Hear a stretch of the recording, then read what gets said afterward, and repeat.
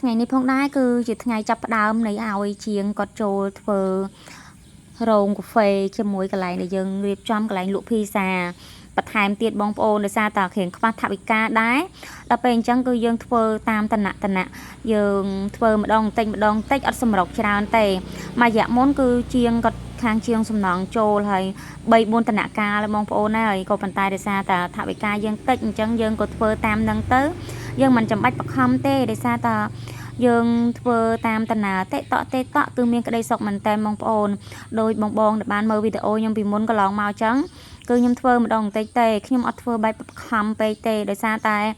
យើងធ្វើអញ្ចឹង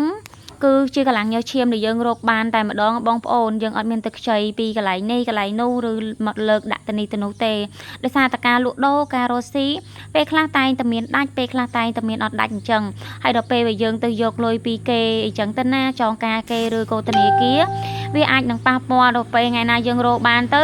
យើងមានលុយឲ្យគេដល់ពេលថ្ងៃណាយើងរកអត់បានយើងលក់ដូរអត់បានអញ្ចឹងយើងអត់មានលុយសងគេបង់ថ្លៃធនាគារអីចឹងទៅអញ្ចឹងខ្លាចដេកអត់លក់ទៀតណាបងប្អូនពេលអញ្ចឹងអត់ប៉ះអត់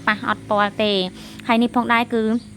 ឆុងជាមួយនឹងតែបៃតងឲ្យបងជាងឲ្យគាត់ហូបបងប្អូនទាំងអស់គ្នាហើយបើនិយាយព្រោះជាតិវិញបងប្អូនចាំមើលចង់វីដេអូទៅថាឆ្ងាញ់មើលតាកែវយើងទៅដឹងហើយអ្នកលក់មិនទៅអួតទេដោយសារតែអ្នកលក់ដៃរៀងថ្មីដែរពេលអញ្ចឹងទៅគឺអាស្រ័យលើភ្ញៀវមើលទឹកចិត្តភ្ញៀវហើយមើលសួររសជាតិថាភ្ញៀវចូលចិត្តស្ករប្រមាណផ្អែមប្រមាណភាគរយអីចឹងណាបងប្អូនព្រោះអីយើងអត់សូវចង់ដាក់តាមចិត្តអ្នកញ៉ាំអ្នកលក់ទេគឺយើងត្រូវតែតាមចិត្តអ្នកញ៉ាំចង់បានរសជាតិម៉េចយើងត្រូវតែអាស្រ័យលើអ្នកញ៉ាំបងប្អូនព្រោះអីយើងតាក់ចិត្តភ្ញៀវតាក់ចិត្តមួយហើយឥឡូវបងប្អូនទាំងអស់គ្នាគឺដល់វេនបងជាងគាត់ឲ្យមើលថាញ៉ាំទៅរសជាតិម៉េចហើយបើពណ៌ជាមួយនឹងពណ៌សាំងសីរបស់ខ្ញុំវិញគឺខ្ញុំដាក់ពណ៌ឈើបែបហ្នឹងណាបងអូនដោយសារតែស្លាករបស់យើងលក់កាហ្វេពេលអញ្ចឹងទៅគឺយើងឆ្លាញ់ពណ៌នឹងដែរ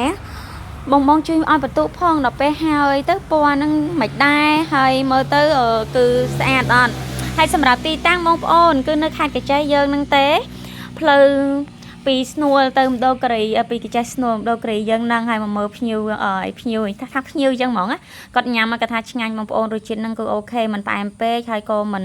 សាពេកដែរតែដោយសារតែគាត់ចប់ដៃអញ្ចឹងគឺគាត់ទុកកាហ្វេនិងភេសជ្ជៈនៅមួយកន្លែងសិនគាត់ទៅធ្វើការងារបន្តពិតជាអរគុណមែនតែនសម្រាប់បងប្អូនទាំងអស់គ្នាតែចូលជួយទិញភីហ្សានិងភេសជ្ជៈនៅកន្លែងខ្ញុំគឺមានលក់ច្រើនមុខមែនតែនតែចាំថ្ងៃណាមួយនឹងធ្វើវីដេអូថាមានលក់អីខ្លះច្រើនអញ្ចឹងបងប្អូនដោយសារតែវីដេអូនេះក៏រៀងវែងដែរហើយជាមួយនឹងស័ង្កសីនេះផងដែរគឺ 3C បងប្អូនកម្រាស់វា 3C ហើយគឺពណ៌ហ្នឹងដែលរៀង C ជាមួយនឹងតុងផ្លាកទេខាងក្នុងអញ្ចឹងណាហើយនៅអែបហ្នឹងផងដែរគឺខ្ញុំមានច្ដាំជាមួយនឹងផ្កាអីបន្តិចបន្តួចទៅបងប្អូនដោយសារតែយើងកន្លែងលក់ដូរចេះតែដាំមានផ្កាមានអីចឹងទៅណាបងដែលបានជិះកាត់ផ្លូវកញ្ចេះស្នួលហើយកុំភ្លេចចូលញ៉ាំទាំងអស់គ្នាគឺទីតាំងនៅភូមិកពោមានលក់ភេសជ្ជៈច្រើនមុខមែនតែនហើយមានតាំងពីនំប៉ាវគ្រឿងកំប៉ុងហើយមានជាមួយនឹងសាំងវិចមីឆាមីអីជាដើមមកបងប្អូនមានលក់ទឹកដូងទឹកអីចឹងទៀតទៅហើយបងដែលចូលកាត់ឆ្លងកាត់ហើយកុំភ្លេចចូលញ៉ាំណាហើយអ្នកលក់ក៏រស់រាយដែរចឹងដែរទៅណាបងប្អូនទាំងអស់គ្នាកុំភ្លេចជួយគាំទ្រផងហើយខាងខ្ញុំក៏មានជាមួយនឹងភីហ្សារបស់យើងនេះបងដែរគឺមានច្រើនសាយមែនតែនតែដោយសារតែកន្លែងទីតាំងរបស់យើងអត់ទាន់រួចរាល់ទេបងប្អូនយើងធ្វើលក្ខណៈតាមទឹកលុយអីចឹងទៅខ្ជិលហក់លោតទេបងប្អូនដោយសារតែជាពាក់គេវាមិនមែនស្រួលទេពេលចឹងទៅយើងរកប៉ុណ្ណាយើងធ្វើបានប៉ុណ្ណឹងគឺជាកម្លាំងញើសឈាមរបស់យើងហើយក៏ជាក្តីសុខដែរតែបើយើងជាពាក់គេគឺដេកមិនលក់ទេបងប្អូនណាដេកមិនលក់បាក់មិនលហើយដូចពាក្យចាស់និយាយអញ្ចឹងចាអរគុណច្រើនបងទាំងអស់គ្នាជួបនាងខ្ញុំនៅក្នុងវីដេអូថ្មីបន្តកុំភ្លេច follow ម្នាក់មួយផងណាបាយបាយ